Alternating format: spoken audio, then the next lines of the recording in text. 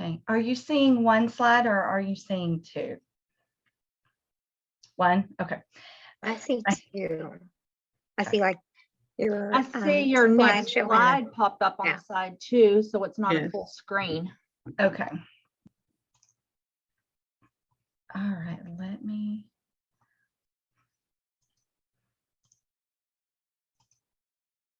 Better?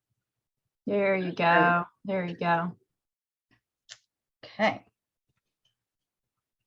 All right, Crystal, can you let people in Mhm. as they are coming in? Okay.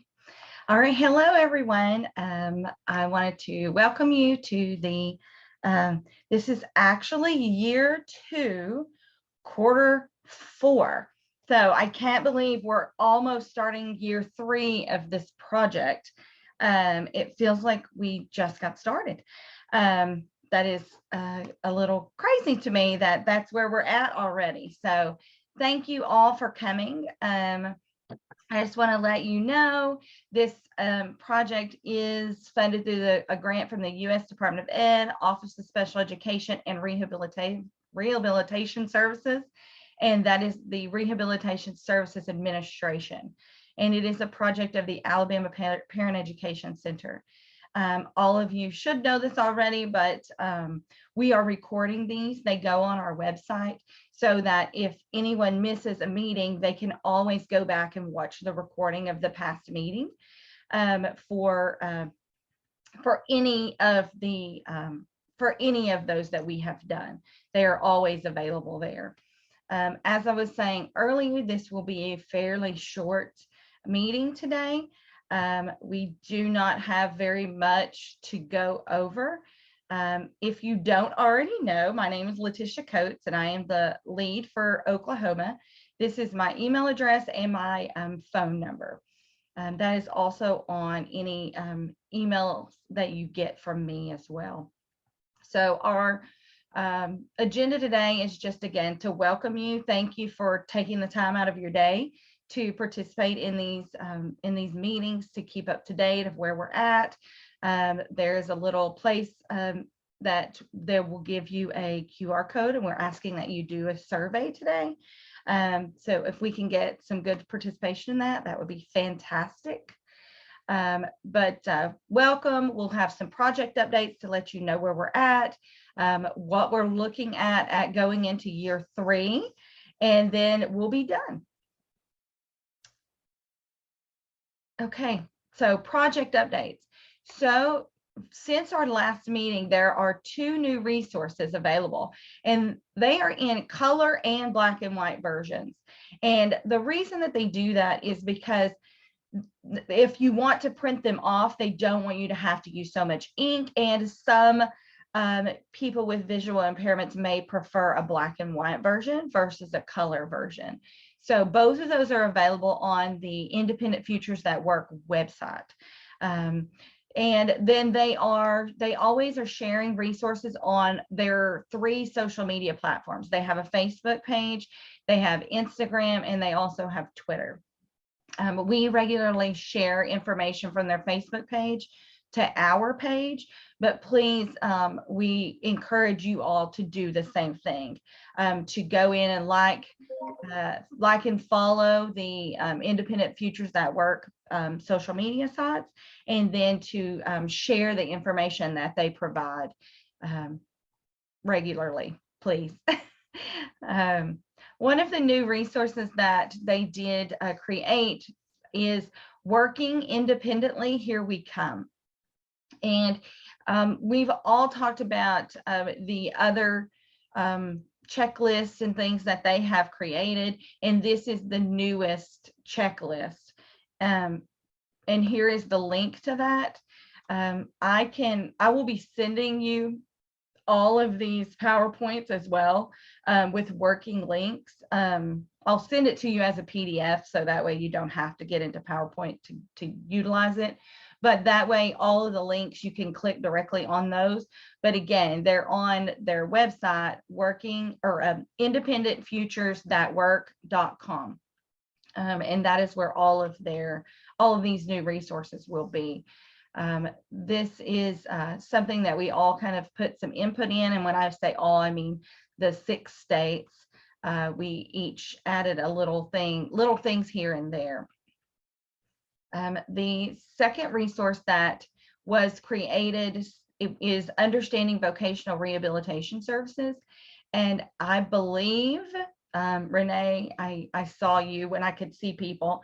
I believe that she reached out to each one of the vocational rehabilitation services for each of the states. So my understanding was that she was reaching out to Renee to make sure that this information was the most accurate that it needed to be. Again, Renee, if you have something, Renee says yes. So, and that's what I thought. So this is, again, another one of those resources that were developed that are readily available out there if you guys want to share.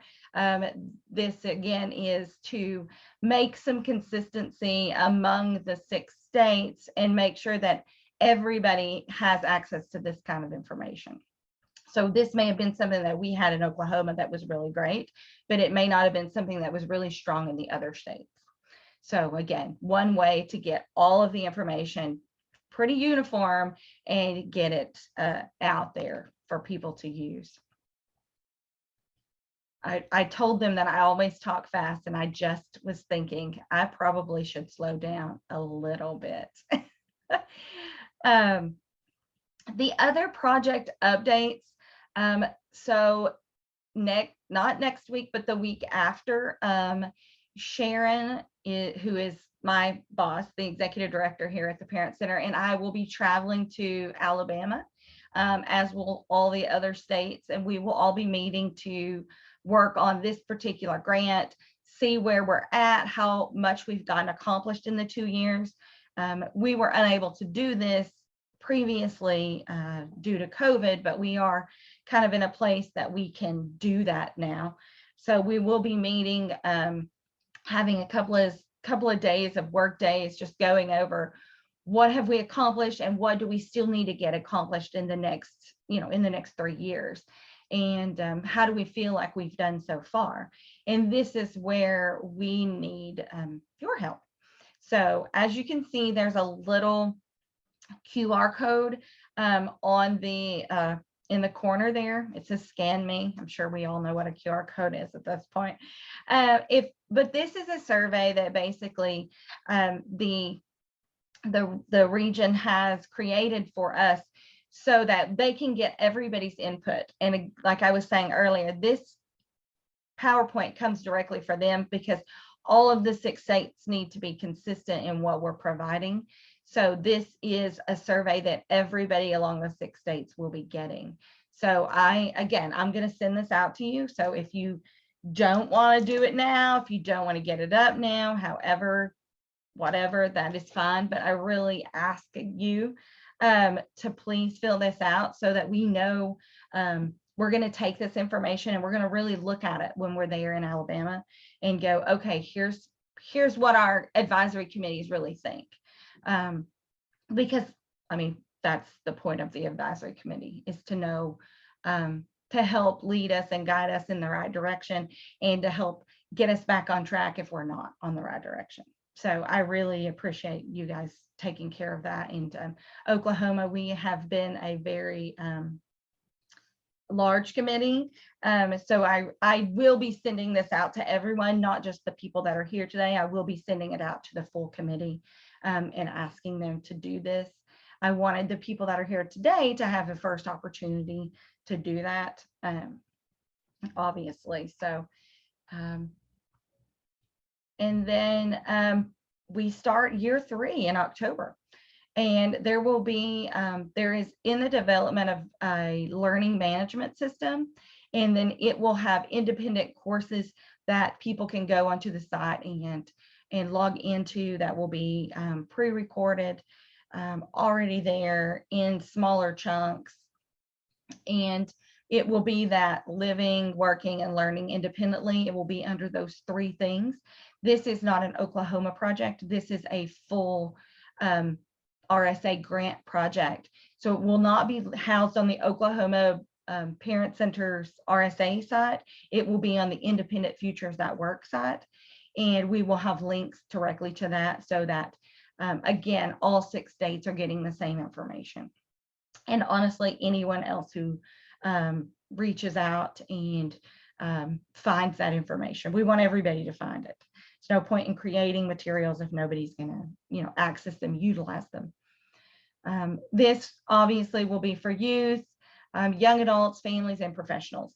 The learning management system will be all encompassing for those priority areas and also for those 3 broad topics. That's how they will be divided. And again, there will be something for everyone there when it gets up and running. And we will do more trainings.